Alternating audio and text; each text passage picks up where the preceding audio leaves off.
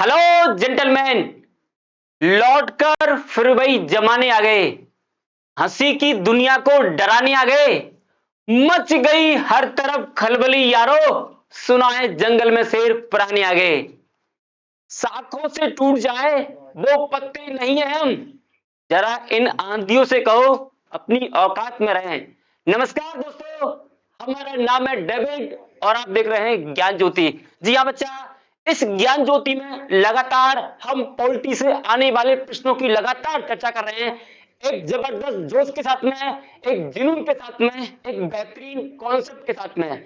जी हाँ बच्चा, यदि आप हमारी क्लासों को देख रहे हो तो सीक्वेंस से आपको हमारी क्लास देखनी है। तो बच्चा, कल हमने कार्यपालिका से शुरुआत की थी। जी हाँ, कार्यपालिका में हमने राष्ट्रपति के संदर्भ में जितने भी प्रश्न बनते हैं बच्चा, हमने उन प्रश्नों की जबरदस्त चर्चा की थी। उसके बाद में हमने शुरुआत की थी राष्ट्रपति जी के छोटे भाई से, यानी कि उपराष्ट्रपति महोदय से जितने भी प्रश्न आए थे उनकी भी चर्चा की थी।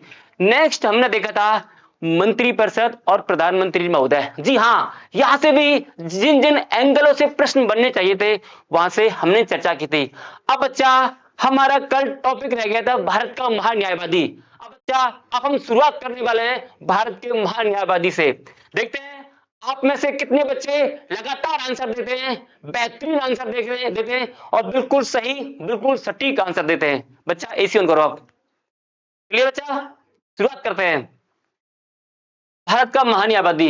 यदि बच्चा आप हमारी पिछली क्लास देखे होंगे तो मेरे लाल, मेरे बच्चा, हम भारत के महान्यायवादी के बारे में सारी बातें एक्सप्लेन कर चुके थे, क्योंकि कल हमारे पास अतिरिक्त समय ना होने के कारण क्लास को वहीं रोक दिया गया था। तो बच्चा, अब हम PYQ करने वाले हैं। जी हाँ, तो पहला ही प्रश्न आपकी स्क्रीन पे है, देखते हैं आप में से कितने बच्चे इसका आंसर देते हैं।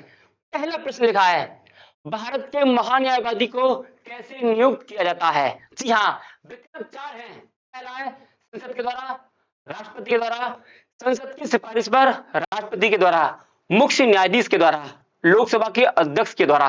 बच्चा, यदि आप कल प्रश्न में, कल क्लास में बने हो गए तो बच्चा इसका आंसर आपके पास में होगा। सबसे पहले हम बात करते हैं जो भारत का महान्यायवादी है ये कौन है। सर, कल हम आपको बताए थे नाम इसका बहुत बड़ा है, लेकिन मतलब इसका जो मतलब है बहुत ही छोटा है। ये सरकार का वकील है और आपको मालूम है सरकार के मामले, सरकार के विरुद्ध बहुत मामले हैं। उन मामलों की पैरवी करना, सरकार को विधिक सहायता देना, कानूनी सहायता देना, ये इसका कार्य है। और आपको मालूम है इसकी नियुक्ति होती है, इसका निर्वाचन नहीं होता है। और सबसे आसान बात, मंत्रिपरिषद की सिफारिश पर राष्ट्रपति के द्वारा इसकी नियुक्ति की जाती है। तो बच्चा, इसका आंसर केवल और केवल बी आएगा। जी हाँ, संसद महान्यायवादी को नियुक्त नहीं करती है। जी हाँ, ये ओहदा, ये पावर, ये अधिकार माननीय राष्ट्रपति महोदय के पास में है। इसके अलावा यदि हम बात करते हैं संसद की सिफारिश पर, जी नहीं जनाब, संसद की सिफारिश पर राष्ट्रपति महोदय इनको नियुक्त नहीं करते हैं। मंत्रिपरिषद की सिफारिश पर राष्ट्रपति महोदय इनको नियुक्त करते हैं। नेक्स्ट, भारत के मुख्य न्यायाधीश के द्वारा, यह भी विकल्प गलत है। और बच्चा, लोकसभा के अध्यक्ष के द्वारा। और आंसर आपकी निगाहों के सामने है। यदि आपने चश्मा भी नहीं पहना है तो मेरे लाल, मेरे बच्चों, ये आंसर बड़ा ही कमजोर है। इसका आंसर आपके पास में होगा तो विकल्प होगा B. B is the right answer. बहुत सारे बच्चे आंसर बी लगा रहे हैं, वेरी गुड। जो बच्चा आंसर बी लगा रहा है उनको डेविड सर दिल से धन्यवाद बोलते हैं। अब हम आगे बढ़ते हैं, नेक्स्ट क्वेश्चन क्या कहता है। इससे सवाल ये भारत के महान्यायवादी से है।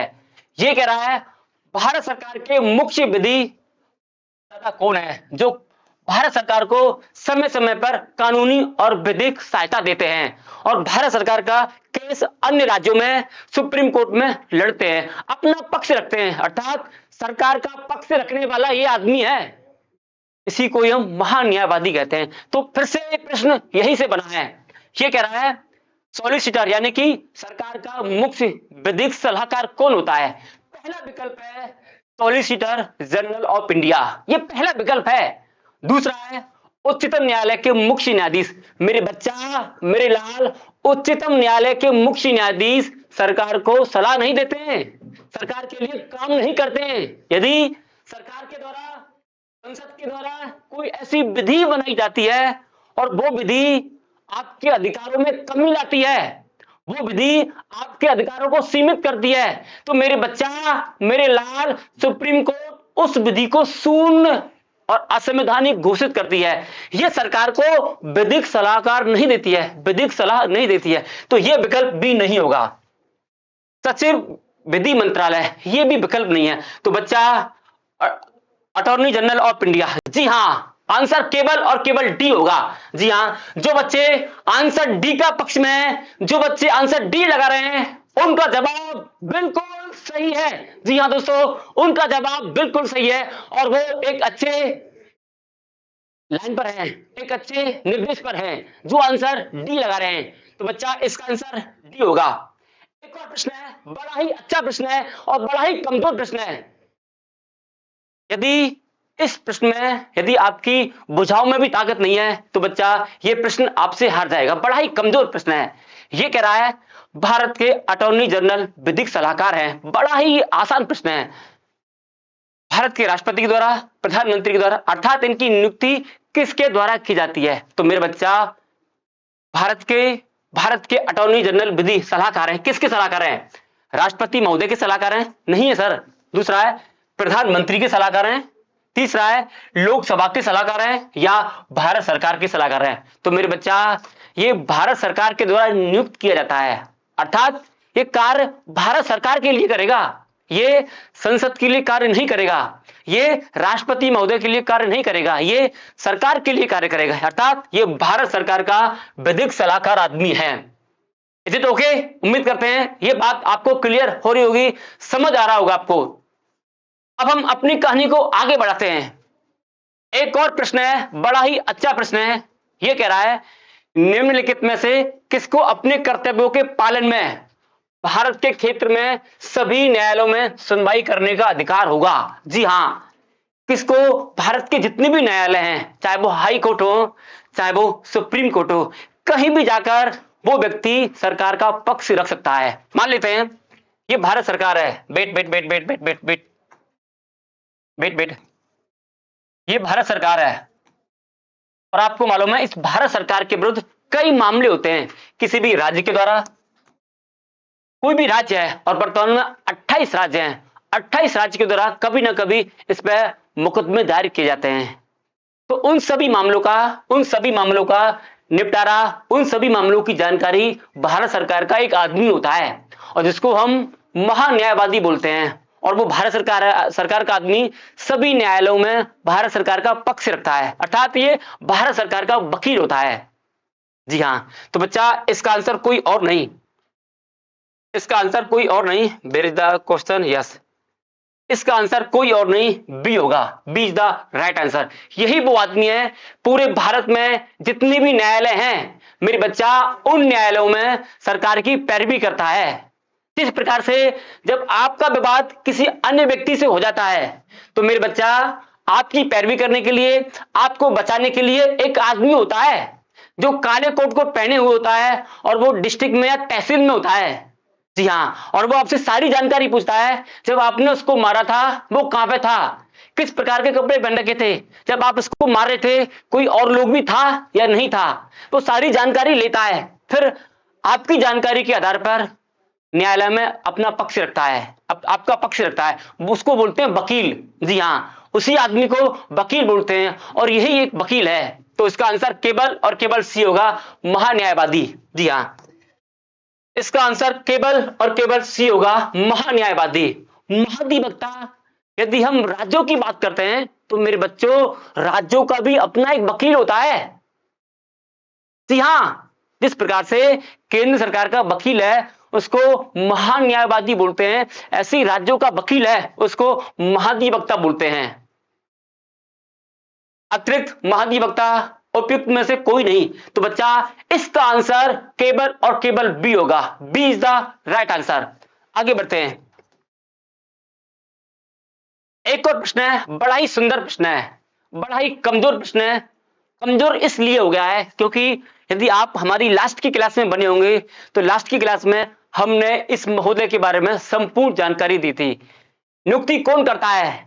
कब कौन इसको हटाता है, इनका कार्यकाल कितना है, इसकी योग्यता कितनी है, आर्टिकल किस आर्टिकल में इसका उल्लेख किया गया है, कौन कौन से अधिकार हैं, क्या ये संसद में बैठ सकता है या अपना पक्ष रख सकता है, उन सारी बातों की चर्चा हम कल कर चुके थे। यदि कल की क्लास आपने नहीं देखी है तो ये क्लास देखने से पहले आप कल की क्लास को अनिवार्य है वो क्लास देखें, तब आपको अधिक और अतिरिक्त समझ आएगा। जी हाँ, नेक्स्ट ये कह रहा है निम्नलिखित में से किसे संसद को संबोधित करने का अधिकार है। जी हाँ, अभी हम बात कर रहे थे ये जो महान्यायवादी है ये सरकार का वकील है, इसको राष्ट्रपति के द्वारा नियुक्त किया जाता है। ये वकील के अलावा अन्य कार्य भी कर सकता है, इसको अधिकार है। ये संसद की सदनों में बैठ सकता है। जी हाँ, ये संसद की सदनों में बैठ सकता है, बैठ ही नहीं सकता है, ये संसद की सदनों में अपनी विचार भी रख सकता है, बोल भी सकता है, भाषण भी दे सकता है। ये सारे अधिकार इस आदमी के पास में हैं। लेकिन ये आदमी मत नहीं दे सकता है, ये आदमी वोट नहीं दे सकता है। इसके अलावा बहुत सारे अधिकार इस आदमी के पास में हैं। तो हम इसी आदमी के बारे में पढ़ने वाले हैं, इनमें से किसे संसद को संबोधित करने का अधिकार है। पहला है भारत के महान्यायवादी, और जो पहला ही आपको दिख रहा है बच्चा वो ही इसका आंसर है, भारत के महान्यायवादी। ये इसका आंसर ए होगा। विकल्प और भी दिए गए हैं, विकल्प और बड़े कमजोर हैं, निहत्थे हैं, बड़े कमजोर हैं, निहत्थे हैं और डरपोक विकल्प दिए गए हैं। तो इनका कोई अस्तित्व नहीं है इन विकल्पों का, इन विकल्पों में वजन नहीं है, ताकत नहीं है। दूसरा विकल्प है भारत के मुख्य न्यायाधीश, भारत के मुख्य चुनाव आयुक्त। थोड़ा एसी और तेज करो यार। दूसरा विकल्प है भारत के मुख्य चुनाव आयुक्त, ये दूसरा विकल्प है, ये बिल्कुल गलत है। तीसरा भारत के मुख्य न्यायाधीश, ये सर संसद को संबोधित नहीं करते हैं, ये संसद का सदस्य नहीं होते हैं और ना ही किसी भी राष्ट्रपति के द्वारा इनको अपॉइंट किया जाता है संसद में। ये संसद से बिल्कुल अलग है। शक्ति का प्रत्यक्षीकरण आपने पढ़ा होगा, कार्यपालिका, विधायिका, न्यायपालिका, ये तीनों सर अलग अलग हैं। तीनों अलग अलग होने के बावजूद भी तीनों पे किसी न किसी प्रकार से नियंत्रण स्थापित किए हुए हैं। तो ये भी इसका विकल्प नहीं होगा। राष्ट्रीय सुरक्षा सलाहकार को नहीं, आंसर केवल ए होगा, भारत का महान्यायवादी। आगे बढ़ते हैं। यह कह रहा है निम्नलिखित में से किसे संसद के दोनों सदनों में बोलने। जी हां, अभी हम बताए थे यही वो आदमी है जो वकील के तौर पे नियुक्त होता है। ये भारत सरकार के जितने भी मामले हैं उन मामलों की पैरवी करता है। जी हां, और ये भारत सरकार का एक विधिक अधिकारी है। उसके अलावा भी ये संसद के किसी भी सदन में बोल सकता है, अभिभाषण दे सकता है। ये अतिरिक्त इसके पास में अधिकार है। तो मेरे बच्चा, मेरे लाल, ये प्रश्न यही से बना है। ये प्रश्न ये मानवाधिकारी, सॉरी, ये महान्यायवादी, ये प्रश्न महान्यायवादी के क्षेत्र अधिकार से बना है। तो बच्चा अब उम्मीद करेंगे हमारे पढ़ने से पहले इसका आंसर आपके पास में होगा। जी हां, ये कह रहा है निम्नलिखित में से संसद के दोनों सदनों में बोलने, अन्य कार्यवाहियों में सम्मिलित होने व किसी भी संसदीय समिति का सदस्य होने। Point be noted my Lord, ये किसी भी समिति का सदस्य भी हो सकता है। ये एक और अच्छी बात है, कमिटी का सदस्य होने का अधिकार है, परंतु उसे वोट देने का अधिकार नहीं है। जी हां, ये मत देने का अधिकार नहीं है। तो ये एक आदमी एक ही है, वो है भारत का महान्यायवादी, भारत सरकार का वकील। यही वो आदमी है जिसको राष्ट्रपति के द्वारा नियुक्त किया जाता है, जिसका कार्यकाल संविधान में फिक्स नहीं है। वही आदमी है भारत का महान्यायवादी। जी हां, आंसर भारत का महान्यायवादी कहां पर है? जी हां, आंसर इसका डी होगा। Answer is the D. Is it clear? Yes, very good. Next, फिर से ये कह रहा है गैर सदस्य के रूप में संसद के किसी भी सदन में कार्यवाही में भाग ले सकता है। वह कौन सा व्यक्ति है? कहने का मतलब ये कि देखो, संसद के जितने भी सदस्य हैं वो जनता के द्वारा चुन के आते हैं या कुछ लोगों को, यानी कि 12 सदस्यों को राष्ट्रपति के द्वारा मनोनीत किए जाते हैं। ये एक नियम है। लेकिन इसमें एक ऐसा आदमी है जो जनता के द्वारा चुनकर नहीं आता है। जी हां, जो जनता के द्वारा चुनकर नहीं आता है। वेट वेट वेट वेट जो जनता के द्वारा चुनकर नहीं आता है, फिर भी संसद की सदन में भाग लेता है, बैठकों में भाग लेता है और अपने विचार भी रखता है, तो ऐसा आदमी केवल एक ही है, वो है भारत का महान्यायवादी। इस भारत के महान्यायवादी के लिए किसी भी प्रकार का इलेक्शन नहीं होता है। यहां पर आप मतदान नहीं करते हैं, ये एक मनोनीत किया जाता है। जो व्यक्ति सर्वोच्च न्यायालय का न्यायाधीश बनने की योग्यता रखता हो, सुप्रीम कोर्ट का न्यायाधीश बनने की औकात रखता हो, उस व्यक्ति को भारत सरकार का वकील बनाया जाता है और वो वकील ही महान्यायवादी है। जी हां, इसमें से आंसर केवल एक होगा, सी, महान्यायवादी। एक गैर सदस्य के रूप में संसद के किसी भी सदन में, जी हां, चाहे वो लोकसभा हो चाहे वो राज्यसभा हो, संसद के किसी भी सदन में कार्यवाही में भाग ले सकता है। ऐसा आदमी कौन है? ऐसा आदमी कौन है? वो है भारत का महान्यायवादी। ये राज्यसभा, लोकसभा, किसी सदन का सदस्य नहीं होता है। तो इसका आंसर केवल और केवल सी होगा। C is the right answer. उम्मीद करते हैं बहुत सारे बच्चे आंसर सी लगा रहे होंगे और बहुत सारे बच्चे इन प्रश्नों को देखने के बाद में एक अलग प्रकार की खुशी फील कर रहे होंगे। अब वो समझ रहे होंगे कि इन बातों को हम इस प्रकार से भी पढ़ सकते हैं। जी हां, इस प्रकार से भी इन बातों को हम समझ सकते हैं।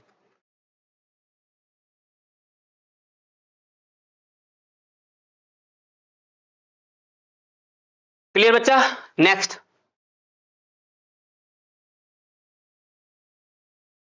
एक और प्रश्न है, बड़ा ही अच्छा प्रश्न है। सॉलिसिटर जनरल इनमें से क्या होता है? बच्चा, इसका आंसर आपको देना है। बड़ा ही कमजोर प्रश्न है, ये बड़ा ही कमजोर प्रश्न है। उम्मीद करेंगे इसका आंसर आपके पास में होगा।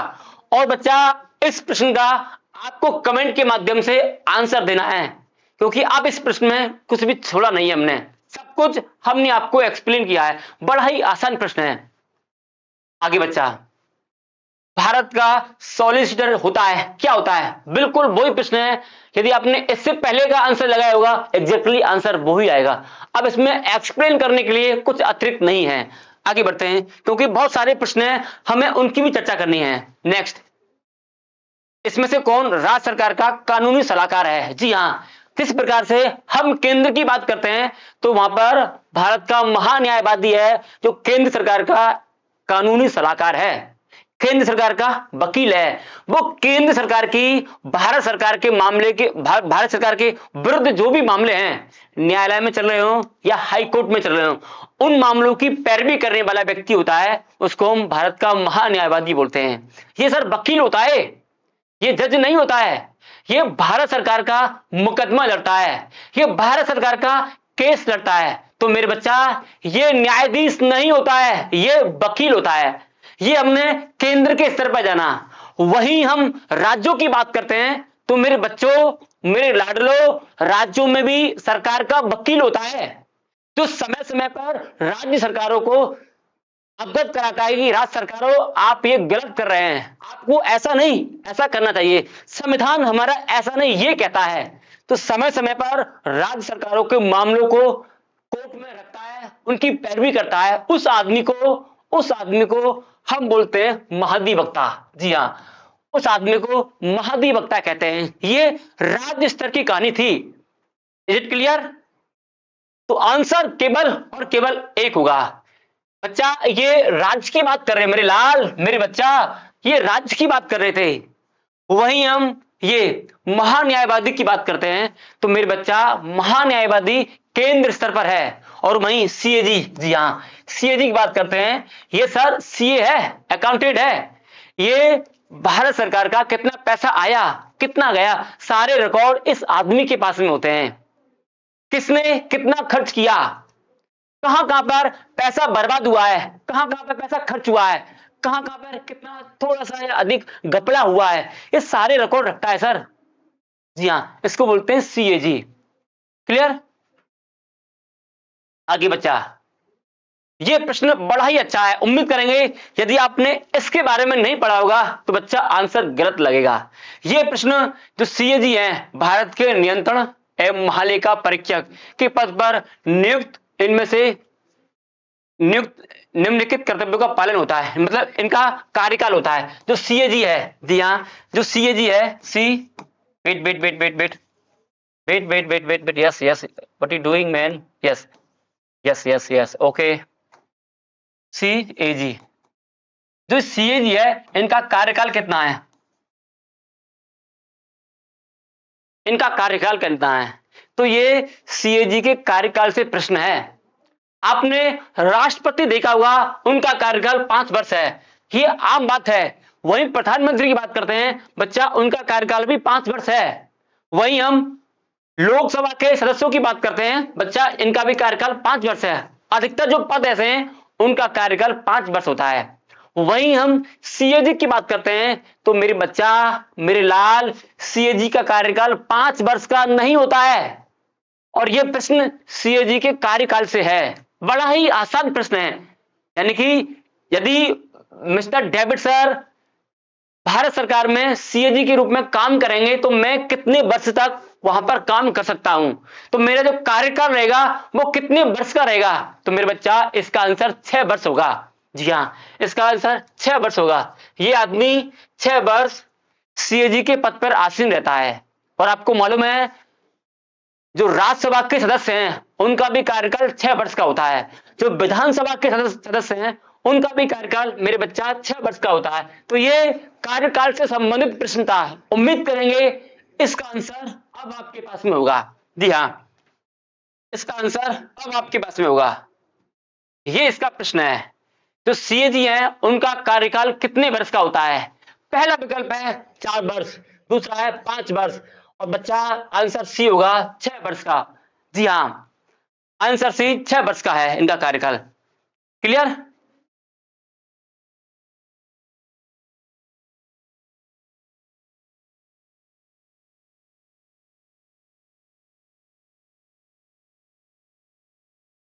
ओके,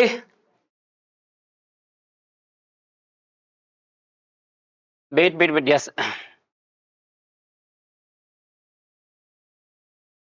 ये कह रहा है भारत के सीएजी के संबंध में इनमें से कौन सा सही नहीं है, कौन सा विकल्प सही नहीं है।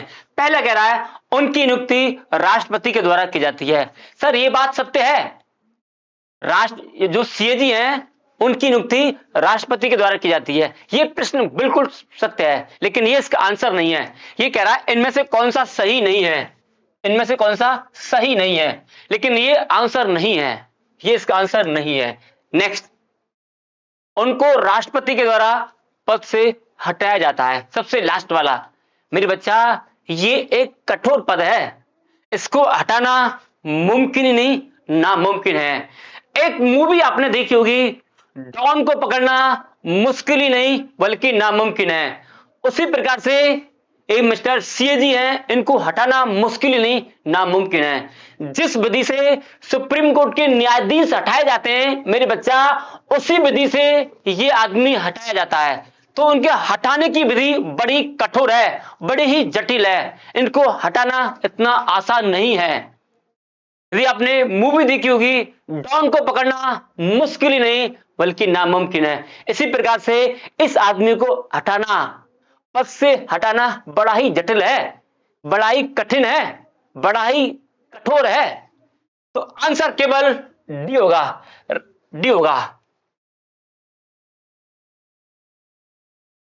जी हां, उनका वेतन भत्ता सर्वोच्च न्यायालय के न्यायाधीश के समान होता है। जो सर्वोच्च न्यायालय के न्यायाधीश को वेतन भत्ते मिलते हैं उतना ही वेतन भत्ता इस आदमी को मिलेगा, सीएजी को मिलेगा। वहीं हम बात करते हैं सेवानिवृत्ति के पश्चात वह किसी अन्य सरकारी सेवा के लिए अयोग्य होगा। जो व्यक्ति एक बार सीएजी बन जाता है तो वो इस प्रकार की जो अन्य सेवा है उनके लिए अयोग्य रहेगा। ये एक और बड़ी बात है इसके अंदर। तो बच्चा इसका आंसर केवल और केवल डी होगा। D is the right answer, D is the right answer. फिर से, भारत के नियंत्रण एवं महालेखा परीक्षक को उसके पद से हटाए जाने की प्रक्रिया इनमें से किसके समान है। जी हां, किस प्रकार से, यानी कि जो सीएजी हैं, सीएजी को हटाने की प्रक्रिया के अलावा और ऐसा कौन है जिनकी भी हटाने की प्रक्रिया बिल्कुल समान है। पहला है लोकसभा के अध्यक्ष। जी नहीं सर, इनकी हटाने की प्रक्रिया अलग अलग है। वहीं भारत सरकार का महान्यायवादी, सर यदि राष्ट्रपति चाहे, यदि मंत्रिपरिषद चाहे तो इस आदमी को चुटकियों में इनके पद से हटा सकते हैं। इनको हटाना कोई बड़ी बात नहीं है। महान्यायवादी को हटाना, इनके पद से हटाना कोई बड़ी बात नहीं है। चुटकियों में मंत्रिपरिषद इनको इनके पद से हटवा सकती है। बड़ा ही आसान है, पलक झपकते ही ये अपने पद से बाहर है। तो ये हटाना इनके लिए कठोर नहीं है, ये विकल्प भी नहीं होगा, ये विकल्प भी नहीं होगा। जी हाँ, अब आप देख रहे होंगे आंसर सी, विकल्प सी। जी हाँ, ये विकल्प बड़ा ही गंभीर विकल्प है, तो इसका आंसर केवल सी होगा। जिस प्रकार से सर्वोच्च न्यायालय के न्यायाधीशों को हटाने की प्रक्रिया है, उसी प्रक्रिया के तहत इस भाई साहब को, इस सीएजी को इनके पद से हटाया जाता है। जी हाँ, इसी प्रक्रिया से इनके पद से हटाया जाता है। तो मेरे बच्चा, मेरे लाल, मेरे भविष्य के अधिकारियों, आंसर केवल और केवल सी होगा। जी हाँ, आंसर केवल और केवल सी होगा। C is the right answer. तो बच्चा, ये जो सारे प्रश्न कराए जा रहे हैं आपको, ये आपके कभी ना कभी पीसीएस में आए होंगे। जी हाँ, ये इनका जो लेवल है, पीसीएस का लेवल है इनका। ये किसी भी अन्य बुक से नहीं लिए गए। कभी ना कभी, कहीं ना कभी आपने इन किताबों को अपनी घटना चक्र में देखा होगा, या इन प्रश्नों को समझने में बड़ी दिक्कत आती होगी। तो ये वो प्रश्न है जिनसे हम आपको रूबरू करा रहे हैं। तो मेरे बच्चों, आंसर केवल और केवल सी होगा। C is the right answer. आगे बढ़ते हैं, और क्या है इसमें? इनमें से किसे संसद की लोक लेखा समिति में उपस्थित होने का अधिकार है? जी हां, एक और अच्छा प्रश्न है। यह प्रश्न आपको भयभीत कर सकता है। जी हां, पहला है भारत के महान्यायवादी, भारत के महाधिवक्ता, भारत के सीएजी, या इनमें से कोई नहीं। बच्चा, ये लोक लेखा समिति ये धन से संबंधित होती है, और आपको मालूम है धन से संबंधित इसमें एक ही आदमी है, वो है सीएजी। जी हाँ, वो है सीएजी। सीएजी ऐसा व्यक्ति है। Is it clear? यस।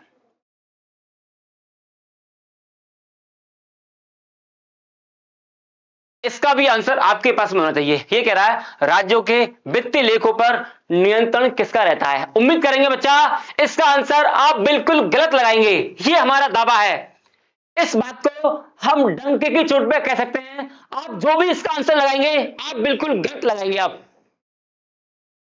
आप इसका आंसर बिल्कुल गलत लगाएंगे। हम स्टाम्प पेपर पे लिख भी सकते हैं, कुछ बच्चे हैं इसका आंसर बिल्कुल गलत लगाएंगे। ये हमारा दावा है। अब ये कह रहा है राज्य के वित्तीय लेखों पर नियंत्रण किसका रहता है? जी हाँ, कौन वो आदमी है जो राज्य के वित्तीय लेखे हैं जिस पर नियंत्रण रहता है?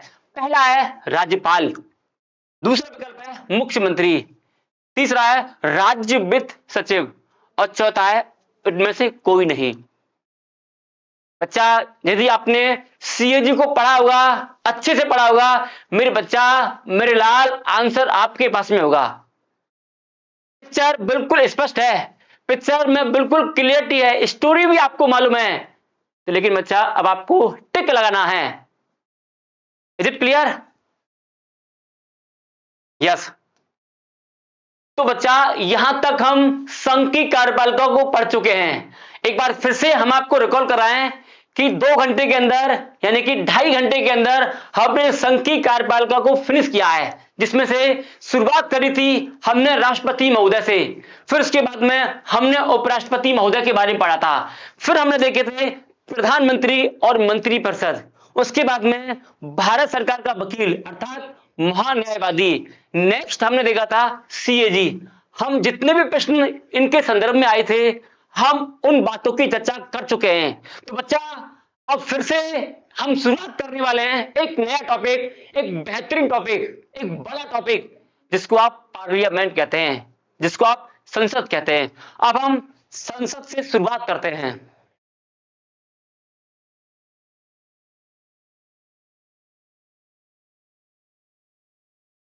ओके,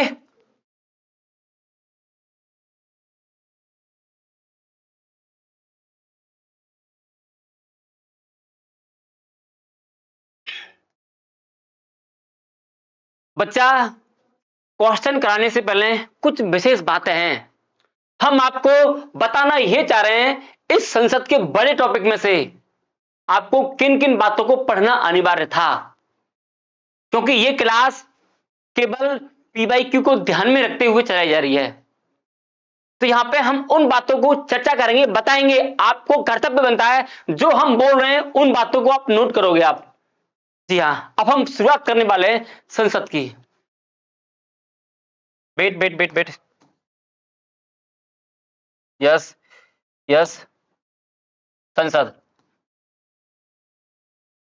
आपको मालूम है संसद के दो सदन होते हैं, संसद के दो सदन होते हैं। एक होता है लोकसभा, लोकसभा, और एक होता है राज्यसभा, राज्यसभा। यस, लोकसभा और राज्यसभा। यहां से बहुत प्रश्न आते हैं, झोली भर भर के प्रश्न आते हैं, और अधिकतर बच्चे इन प्रश्नों से मुलाकात नहीं करते हैं, गलत हो जाते हैं। तो मेरा उद्देश्य है कि आज की फिल्म क्या रहेगी, आज की इस फिल्म में आपको क्या पढ़ना है। जी हाँ, सबसे पहले मेरा जो मैं आपको बता रहा हूं पढ़ना क्या है। पहली बात आपको पढ़ना है, ये जो लोकसभा है और ये राज्यसभा है, इस राज्यसभा लोकसभा में अंतर क्या है। मेरे बच्चे, अधिकतर प्रश्न, जी हां, अधिकतर प्रश्न यहीं से बनते हैं, और बिल्कुल सीधे सीधे प्रश्न यहीं से बनते हैं, और बच्चे इनको गलत करके आते हैं। ये अंतर मैंने तैयार किया है, मैं अपने ढंग से आपको बताना चाहूंगा कि इन दोनों में अंतर क्या होता है। सारी बातें, सारे अंतर एक जगह आपको मिलेंगे। ये बड़ा टॉपिक है। अंतर का मतलब होता है, हम ये समझेंगे ये लोकसभा है, ये राज्यसभा है, यानी कि ये लोकसभा है, ये राज्यसभा है। Is it okay? जो ये लोकसभा है, यदि कोई भी व्यक्ति लोकसभा का सदस्य बनना चाहता है, उस सदस्य के लिए योग्यता कितनी रहेंगी, क्या क्या योग्यता रहेगी। ऐसे ही कोई व्यक्ति राज्यसभा का सदस्य बनना चाहता है तो इसके लिए योग्यता क्या रहेंगी। तो थोड़ा सा अंतर है, इनकी एज में अंतर है। यदि कोई भी व्यक्ति लोकसभा का सदस्य बनना चाहता है तो बच्चा, उसकी न्यूनतम उम्र 25 वर्ष होनी चाहिए। वही राज्यसभा के लिए न्यूनतम वर्ष 30 वर्ष होनी चाहिए। वही हम लोकसभा की बात करते हैं, इसमें अधिकतम सदस्यों की संख्या 550 होती है। वही राज्यसभा की बात करते हैं तो यहां पर 250 होती है अधिकतम सदस्य संख्या। लोकसभा की बात करते हैं, वर्तमान में लोकसभा के सदस्यों की संख्या 543 है। वही राज्यसभा की बात करते हैं, यहां पे इनकी संख्या 545 है। ये बात थी। दूसरी बात, जो लोकसभा है इनका निर्वाचन प्रत्यक्ष निर्वाचन होता है, जनता इनके निर्वाचन में भागीदारी लेती है। लोकसभा के चुनाव में जनता भागीदारी लेती है। वहीं हम राज्यसभा की बात करते हैं तो राज्यसभा के चुनाव में जनता भागीदारी नहीं लेती है। जी हां, राज्यों की विधानसभाओं के द्वारा, विधानसभा के जितने भी सदस्य हैं उनके द्वारा मतदान किया जाता है। लोकसभा में सीधा प्रत्यक्ष निर्वाचन होता है, राज्यसभा में अप्रत्यक्ष निर्वाचन होता है। लोकसभा का कार्यकाल 5 वर्ष का होता है, राज्यसभा का कार्यकाल 6 वर्ष का होता है। लोकसभा को 5 वर्ष से पहले विघटित किया जा सकता है, राज्यसभा को कभी भी विघटित नहीं किया जा सकता है। लोकसभा को निम्न सदन भी कहते हैं, राज्यसभा को उच्च सदन भी कहते हैं।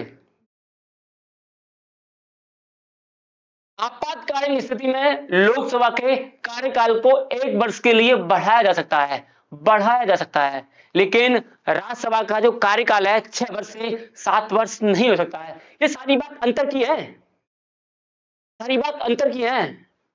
लोकसभा में एक अध्यक्ष होता है, स्पीकर होता है, यहां पर भी एक अध्यक्ष होता है, वो सभापति होता है, वो सभापति होता है, और उपराष्ट्रपति यहाँ का सभापति होता है।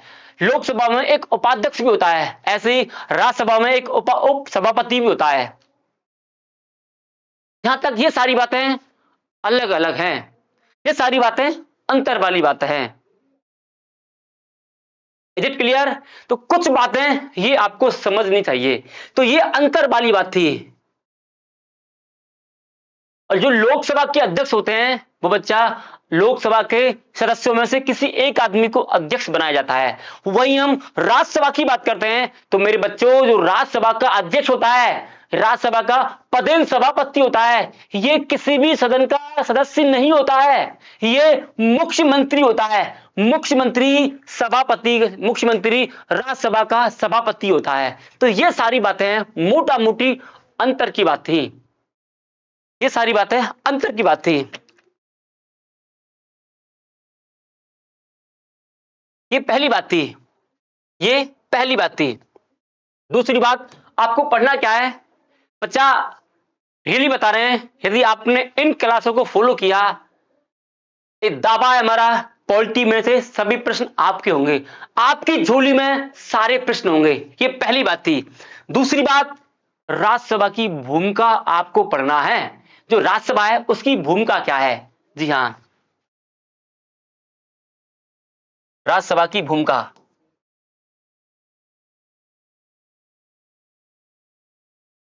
राज्यसभा की भूमिका बड़े ही अच्छे प्रश्न आते हैं, बहुत बार प्रश्न आते हैं। एक होता है लाभ का पद,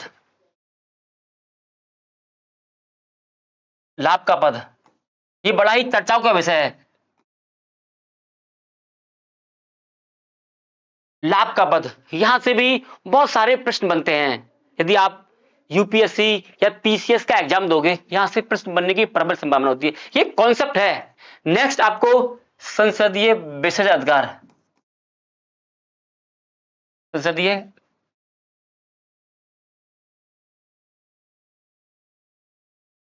विशेषाधिकार। जी हां, आखिरकार जो संसद है उसके पास में किस प्रकार के विशेषाधिकार होते हैं? जी हां, जो संसद के सदस्य हैं, व्यक्तिगत विशेषाधिकार और सामूहिक विशेषाधिकार। यदि आपने पढ़ा होगा, थोड़ा थोड़ा बात आपको याद आ रही होंगी। मैं केवल हेडिंग के माध्यम से आपको सचेत कर रहा हूं। यदि आप पॉलिटी पढ़ रहे हैं, यदि आप संसद पढ़ रहे हैं, तो मेरे लाल जो अंतर बताया था, ये सारी बातें आपको याद होनी चाहिए थी। और जो यहां पे हम आपको बता रहे हैं, ये भी बातें आपको याद होनी चाहिए, बिल्कुल याद होनी चाहिए। नेक्स्ट, यदि आप संसद पढ़ रहे हो तो मेरे बच्चा, इसमें एक टॉपिक भी आता है दल बदल। जी हां, इसको भी आप किसी भी कीमत पर इग्नोर नहीं कर सकते हैं। दल बदल, ये दल बदल क्यों किया जाता है? किस आधार पर इस दल बदल को लाया गया? कौन सा संविधान संशोधन किया गया? अधिकतर पावर, सबसे बड़ी पावर किसके पास में होती है? इसी को हम दल बदल कहते हैं। तो ये दल बदल वाली भी बातें भी आप सभी को क्लियर होनी चाहिए। क्लियर? नेक्स्ट, आपको ये पढ़ने के बाद में संसद की कार्रवाई, जी हां, संसद की कार्यवाही बहुत बड़ी कार्यवाही है। पहले तो आपको इनमें आपको याद रखना है सत्र, संसद के सत्र कितने होते हैं, यहां से भी प्रश्न बनते हैं, घुमा फिरा कर प्रश्न बनते हैं। और कुछ अन्य कार्यवाही भी होती हैं, जैसे कि प्रश्नकाल, शून्यकाल, अविश्वास प्रस्ताव, विश्वास प्रस्ताव, धन्यवाद प्रस्ताव, ध्यान आकर्षण प्रस्ताव, आधे घंटे की चर्चा, 2 घंटे की चर्चा। बच्चा, यहां से भी सीधे सीधे प्रश्न आते हैं और अधिकतर बच्चे गलत करके आते हैं। अधिकतर बच्चों के द्वारा यहां से प्रश्नों को गलत किया जाता है। नेक्स्ट, आपको थोड़ा फोकस और करना है धन विधेयक के बारे में। धन विधेयक और वित्त विधेयक क्या होता है, इसका अंतर क्या होता है, कब कहां पर पारित होता है, राज्यसभा के बारे में कितनी शक्ति है, लोकसभा के पास में कितनी शक्ति है। धन विधेयक और वित्त विधेयक, उम्मीद करूंगा जो हम आपको बता रहे हैं ये आपको पढ़ना अनिवार्य है। नेक्स्ट, संयुक्त अधिवेशन कब की जाती है, इससे पहले कितनी बार की जा चुकी है, क्या उद्देश्य है, इस संयुक्त अधिवेशन की अध्यक्षता किसके द्वारा की जाती है, आखिरकार वो कौन से कारण हैं जब लोकसभा और राज्यसभा के सदस्यों को एक साथ बिठाते हैं, क्या कारण है, क्यों बिठाते हैं, ये बातें आपको याद रखनी चाहिए। और जैसे भी आगे क्वेश्चन के माध्यम से जो भी बात हमें एक्सप्लेन करनी होगी, वहां पर हम जबरदस्त चर्चा करेंगे। तो मोटा मोटी ये एक प्रकार का इंट्रोडक्शन था। कुछ ना आए तो कम से कम इन टॉपिकों पर आपको अधिक फोकस करना है। यदि आप पार्लियामेंट पढ़ रहे हैं, यदि आप संसद पढ़ रहे हैं। तो बच्चा अब हम पार्लियामेंट से, संसद से पहला प्रश्न आपकी स्क्रीन पर देने वाले हैं। देखते हैं आप में से कितने बच्चे इसका आंसर बिल्कुल सही लगाते हैं, बिल्कुल सटीक लगाते हैं। जी हाँ,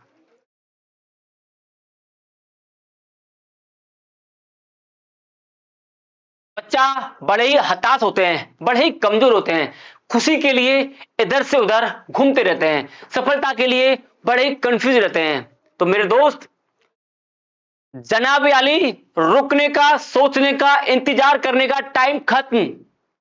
क्योंकि मेहनत करने वाले ही विकास करते हैं, सफल वो होते हैं जो प्रयास करते हैं।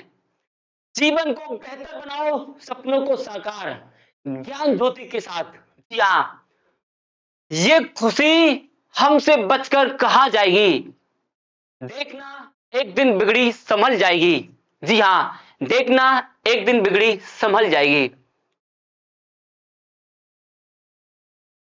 परिंदों को मंजिल मिलेगी, ये उनके फैले हुए पंख बोलते हैं।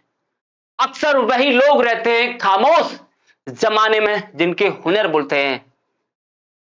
रख हौसला, वो मंजर भी आएगा, प्यासे के पास चलकर वो समंदर भी आएगा। यूं थक कर ना बैठ ऐ मंजिल के मुसाफिर, मंजिल भी मिलेगी, मिलने का मजा भी आएगा। तो दोस्तों, इसी जुनून के साथ में, इसी पैशन के साथ में अब हम पहले टॉपिक की शुरुआत करने वाले हैं, पार्लियामेंट से। जी हाँ, पहला ही प्रश्न आपकी स्क्रीन पे आने वाला है और वो पहला ही प्रश्न बड़ा ही आसान होने वाला है। उम्मीद करेंगे बच्चा इसका आंसर आप बिल्कुल सटीक लगाओगे। पहला प्रश्न आपकी स्क्रीन पे आने वाला है। जी हाँ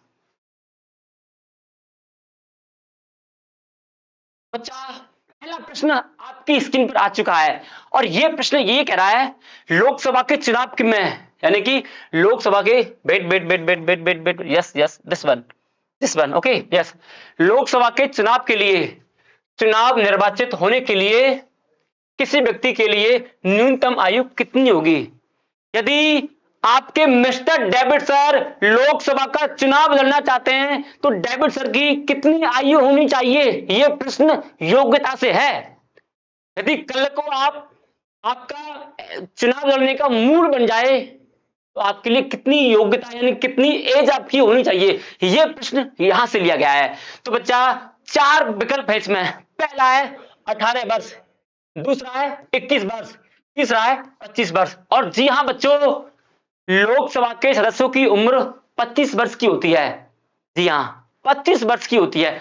वहीं हम राज्यसभा की बात करते हैं तो यह आंकड़ा थोड़ा ज्यादा होता है, यानी कि 5 वर्ष और ऐड कर लीजिए, वो 30 वर्ष होती है, वो 30 वर्ष होती है।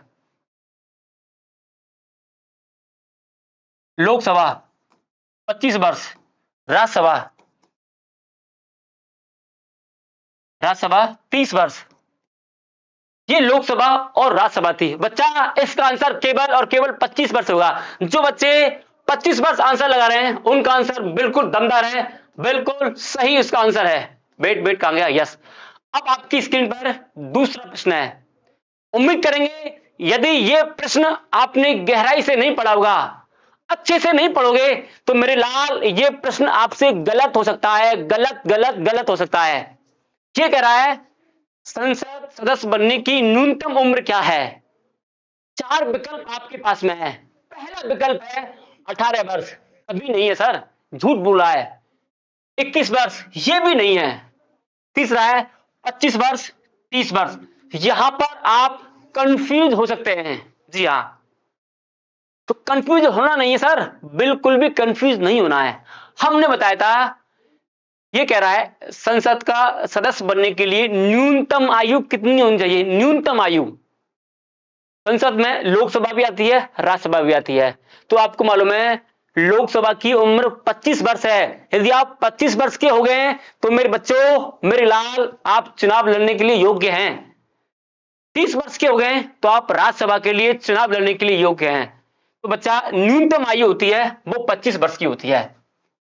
बच्चे कुछ 30 भी लगा रहे हैं। मेरे लाल, संसद के सदस्यों की न्यूनतम आयु पूछ रहा है, न्यूनतम आयु पूछ रहा है। ये राज्यसभा के सदस्यों की आयु नहीं पूछ रहा है, ये लोकसभा यानी कि न्यूनतम आयु कितनी रहेगी, 25 वर्ष रहेगी। सर कितना कमजोर आंसर है, कितना कमजोर प्रश्न है। इस प्रश्न में भी आप इतना सोच रहे हो। आप आगे बढ़ते हैं। नेक्स्ट, ये एक अच्छा प्रश्न है। यदि आपने इस प्रश्न में गहनता नहीं लाई होगी, अच्छे से नहीं पढ़ा होगा, तो दावा करते हैं, उम्मीद करते हैं, पूरा विश्वास है, पूरा यकीन भी है, ये प्रश्न का आंसर आप गलत दोगे। आप कर सकते हैं सर। देखिए क्या कह रहा है, लोकसभा के निर्वाचन के बारे में निम्नलिखित में कौन सा कथन सही नहीं है। अब ये पूछ रहा है कौन सा सही नहीं है, यानी कि 3 सही होंगे, एक गलत है, और जो गलत होगा मेरे बच्चों आंसर वही होगा, आंसर वही होगा।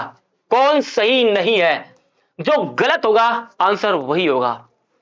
पहला है निर्वाचन, जो निर्वाचन है वो वयस्क मताधिकार के आधार पर होगा। जी हां, जो बच्चा अपनी निश्चित उम्र पूरी कर चुका होगा वह व्यक्ति वोट डालने के लिए सक्षम है।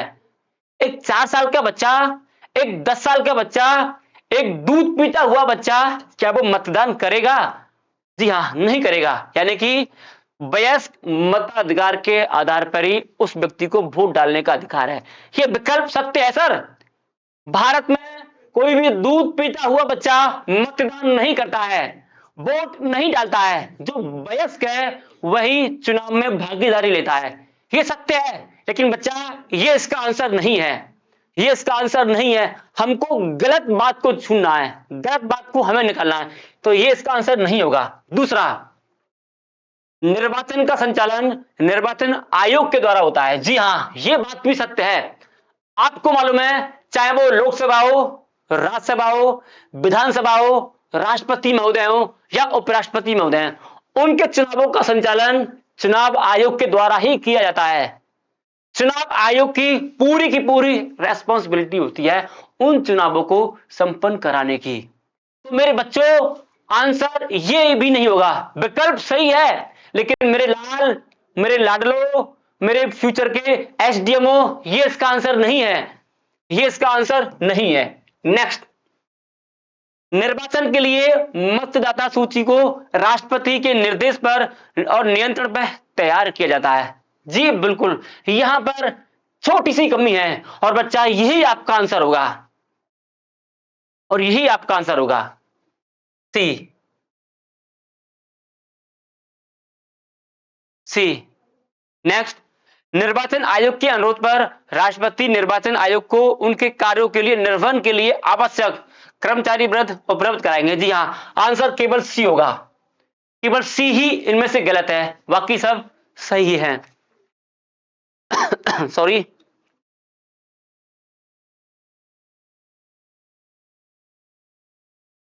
क्लियर बच्चा? नेक्स्ट,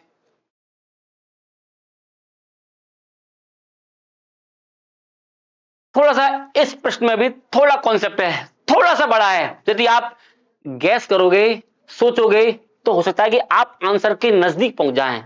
यह कह रहा है लोकसभा के निर्वाचन के लिए नामांकन पत्र, इसके बारे में बात है। पहला विकल्प है भारत में निवास करने वाला किसी भी व्यक्ति द्वारा दाखिल किया जा सकता है। देखो होता क्या है, एक नियम होता है। आपको मालूम है लोकसभा के चुनाव चल रहे हैं, हाल ही में लोकसभा के चुनाव चल रहे हैं। मान लेते हैं, मैं अपने ऊपर एक एग्जांपल देता हूं। मैं डेविड सर, जी हां, मैं डेविड सर, जीएस डीएस, मैं डेविड सर, मैं यूपी का रहने वाला हूं, या मैं यूपी का रहने वाला हूं, मैं यूपी का रहने वाला हूं। मैं चाहता हूं तो भारत के किसी भी कोने से चुनाव लड़ सकता हूं। मैं भारत के किसी भी कोने से चुनाव लड़ सकता हूं। मैं एमपी से चुनाव लड़ सकता हूं, मैं राजस्थान से चुनाव लड़ सकता हूं, मैं महाराष्ट्र से चुनाव लड़ सकता हूं, मैं पश्चिम बंगाल से चुनाव लड़ सकता हूं। जहां से भी मेरा दिल करेगा मैं चुनाव लड़ सकता हूं। जी हां, मैं तेलंगाना से चुनाव लड़ सकता हूं, जहां से भी मेरी इच्छा होगी वहां से मैं चुनाव लड़ सकता हूं। यह मुझको अधिकार है, यह मुझको अधिकार है। लेकिन शर्त है, एक शर्त है। शर्त यह है, आप चुनाव भारत के किसी भी राज्य से लड़ सकते हैं कि मैं डेविड सर यूपी से बिलोंग करता हूं, मैं यूपी के अलावा यूपी में से भी यानी कि कहीं से भी राजस्थान, एमपी, जितने भी राज्य हैं वहां से चुनाव लड़ सकता हूं। लेकिन एक शर्त है, मुझे मान लेते हैं मुझे एमपी से चुनाव लड़ना है और एमपी में भी कोई पर्टिकुलर क्षेत्र है, मुझे वहां से चुनाव लड़ना है, तो उसके लिए एक शर्त है, मुझे एमपी की जो पर्टिकुलर क्षेत्र है मुझे जहां से चुनाव लड़ना है, मुझे वहां की मतदाता सूची में मेरा नाम पंजीकरण होना चाहिए, मेरा नाम पंजीकरण होना चाहिए, तब मैं एमपी की उस जगह की उस पर्टिकुलर जगह से चुनाव लड़ सकता हूं। एक और एग्जांपल है, आपको मालूम है जो हेमा मालिनी है ये यूपी की सांसद है और यूपी में भी हमारा क्षेत्र है मथुरा, मथुरा से ये सांसद है, जबकि हेमा मालिनी यूपी में नहीं जन्मी थी, हेमा मालिनी मथुरा में उनका जन्म नहीं हुआ था, लेकिन वो मथुरा से चुनाव लड़ रही हैं, उनका नाम मथुरा की मतदाता सूची में पंजीकृत है, तो ये मथुरा से चुनाव लड़ सकती हैं। ये इसका कॉन्सेप्ट है। आगे बात करते हैं बच्चा, अब देखते हैं आपका आंसर क्या होना चाहिए, क्या आपका आंसर होना चाहिए। क्लियर बच्चा? यस, ये कह रहा है लोकसभा के निर्वाचन के लिए नामांकन पत्र, ये कह रहा है भारत में निवास करने वाले किसी भी व्यक्ति द्वारा, किसी भी व्यक्ति द्वारा दाखिला किया जा सकता है। गलत है सर, ये झूठ बोल रहा है सर। हम आपको बताए थे यदि आपको राजस्थान से चुनाव लड़ना है और राजस्थान में भी एक पर्टिकुलर क्षेत्र है, उस क्षेत्र से आपको चुनाव लड़ना है, तो मेरे बच्चा, मेरे लाल, उस मतदाता सूची में आपका नाम होना अनिवार्य है, तब जाके वहां से आप चुनाव लड़ सकते हैं। अन्यथा मेरे बच्चों, मेरे सांसदों, मेरे भविष्य के होने वाले सांसदों, आप चुनाव नहीं लड़ सकते हैं। ये पहली बात थी, तो ये इसका आंसर नहीं होगा, ये इसका आंसर नहीं होगा। What happen? यस, तो मेरे लाल ये उसका आंसर नहीं होगा। आगे बढ़ते हैं हम। दूसरा विकल्प है जिस निर्वाचन क्षेत्र में, जिस निर्वाचन क्षेत्र में निर्वाचन लड़ा जाना है वहां के किसी निवासी द्वारा दाखिल किया जा सकता है। नहीं सर, बिल्कुल नहीं, मतदाता सूची में आपका नाम अनिवार्य है। जी हाँ, मान लेते हैं मैं मथुरा से रहने वाला हूं लेकिन मेरा नाम मथुरा की मतदाता सूची में नाम नहीं है, तो मेरे बच्चों मैं चुनाव नहीं लड़ सकता हूं, मैं चुनाव नहीं लड़ सकता हूं यदि मेरा मथुरा की मतदाता सूची में नाम नहीं है, तो यह भी विकल्प नहीं होगा। तीसरा, भारत के किसी नागरिक द्वारा जिसका नाम किसी निर्वाचन क्षेत्र की मतदाता सूची में है, जी हां, किसी भी क्षेत्र की मतदाता सूची में जिसका नाम है दाखिल किया जा सकता है, बिल्कुल किया जा सकता है। जी हां, ये आंसर बिल्कुल सही होगा, ये आंसर बिल्कुल सही होगा, 100% ये आंसर बिल्कुल सही होगा। जी हां, आंसर केवल और केवल सी होगा, C is the right answer. आगे बच्चा, भारत के किसी भी नागरिक के द्वारा दाखिल किया जा सकता है। नहीं सर बच्चा, यदि आपने कॉन्सेप्ट पढ़ा होगा, समझा होगा, तभी आप दाखिल कर सकते हैं। और इसके लिए हमने आपको हेमा मालिनी का एग्जाम्पल दिया था। ये जो हेमा मालिनी थी यूपी के मथुरा से नहीं थी, यहां पर इसने मतदाता सूची में अपना नाम पंजीकरण कराया था। जब इसका नाम पंजीकरण हो गया तो मेरे बच्चों ये इलेक्शन लड़ रही है, ये चुनाव लड़ रही है। जिस जगह से आपको चुनाव लड़ना है उस जगह की मतदाता सूची में आपका नाम होना अनिवार्य है, तब जाके आप चुनाव लड़ सकते हैं। यदि आपका उस मतदाता सूची में नाम नहीं है तो मेरे बच्चों, मेरे युवाओं, मेरे लाडलो, आप चुनाव नहीं लड़ सकते हैं। इसका आंसर केवल सी होगा, C is the right answer. Clear? आगे बढ़ते हैं बच्चा। ये कह रहा है लोकसभा में राज्यों को किस आधार पर सीटें आवंटित की जाती हैं। कोई तो आधार होगा। राजस्थान में लोकसभा की कुछ अलग सीटें हैं, बिहार में कुछ अलग हैं, यूपी में कुछ अलग हैं, यूपी में सर्वाधिक हैं, गोवा में बहुत कम है। आखिर ऐसा क्यों हो रहा है? किस आधार पर किस राज्य को लोकसभा सीटें मिलेंगी, ये प्रश्न है। तो वो किस आधार पर मिलेंगी? यूपी भाई क्षेत्रफल में तो इतना बड़ा है नहीं, यूपी से 80 सीटें क्यों हैं? तो इसके चार आधार हैं, चार बातें हैं। पहला, लोकसभा में राज्यों को किस आधार पर सीटें मिलती हैं, इन्होंने बताया। पहला आधार है जनसंख्या, दूसरा है क्षेत्रफल, तीसरा है गरीबी और चौथा है भाषा। तो बच्चा इसका आंसर केवल और केवल पॉपुलेशन होगा, केवल और केवल जनसंख्या होगा। और आपको मालूम है जनसंख्या की दृष्टि से यूपी सबसे बड़ा राज्य है और इसीलिए यूपी में लोकसभा की सर्वाधिक सीट है। और कहा भी जाता है प्रधानमंत्री बनने के लिए सबसे बड़ा रास्ता यूपी है। यूपी डिसाइड करता है किसकी सरकार बनेगी। तो बच्चा वो जनसंख्या के आधार पर यह तय किया जाता है। तो बच्चा आंसर केवल और केवल ए होगा। और जो बच्चे आंसर क्षेत्रफल लगा रहे हैं, मेरे बच्चों, मेरे युवाओं, आप फिर से गलती कर रहे हैं। क्षेत्रफल की दृष्टि से राजस्थान कितना बड़ा राज्य है, तो मेरे लाल राजस्थान में यूपी की तुलना में बहुत कम सीट है, यूपी की तुलना में बहुत कम सीट हैं। तो मेरे बच्चा केवल और केवल जनसंख्या के आधार को माना जाता है। इसका आंसर केवल ए होगा, ए। और जो बच्चे ए आंसर लगा रहे हैं वो एग्जैक्टली बिल्कुल सटीक, बिल्कुल सही आंसर लगा रहे हैं, जो बच्चा ए आंसर लगा रहा है।